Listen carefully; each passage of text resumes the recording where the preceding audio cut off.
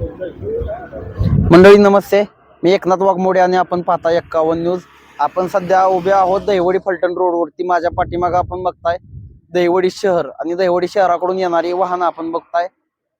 तसेच माझ्या जी समोरची बाजू आहे ती फलटण रोडकडची बाजू आहे आणि याच बाजूकडून टाटा नेक्सॉन MH53A 6064 नावाची जी कार आहे ती कार मानगंगा नदीच्या पुलाच्या बाजूने दहिवडीकडे येत होती।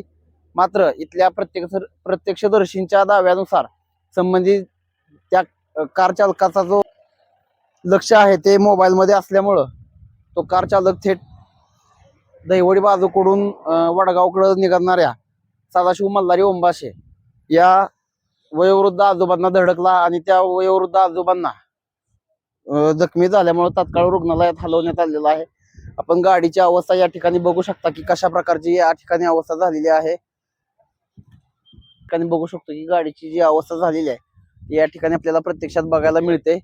त्यामुळं चारचाकीच्या ड्रायव्हरच्या चुकीच्या दुसऱ्या बाजूला येण्यामुळं एका व्यक्तीला थेट रुग्णालयात जावं लागलेलं आहे। त्यामुळं याच्यावर आता कुठली कारवाई होते पोलीस या ठिकाणी आलेले आहेत। आता हा जो अपघात झालेला आहे त्यातली जी टाटा नेक्सॉन गाडी मी जो उल्लेख केला ती गाडी या दिशेवरून या दिशेला सरळ आली।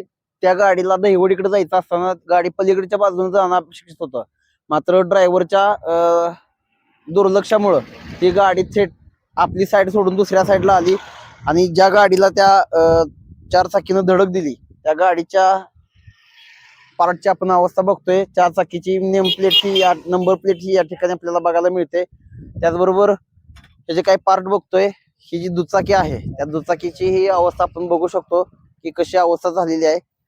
त्या आजोबांची टोपी ही आपल्याला या ठिकाणी बघायला मिळते। अगदी दुचाकीचं सगळं पुढचं जे पार्ट आहेत ते सगळं खिळखिळे झालेले आहेत आणि प्रत्यक्षदर्शींनी सांगितल्यानुसार ह्या गाडीवर असणारे आजोबा डायरेक्ट धडक दिल्यानंतर त्या टाटा नेक्सॉन गाडीच्या टपावर जाऊन बसले आणि त्याच्यानंतर टाटा नेक्सॉन गाडीनं ब्रेक मारल्यानंतर ते काही 4 कोलंट्या खाऊन खाली पडले। त्याच्यामुळे ते जखमी झाले आणि त्यांना आता सध्या रुग्णालयात हलवण्यात आलेलं आहे।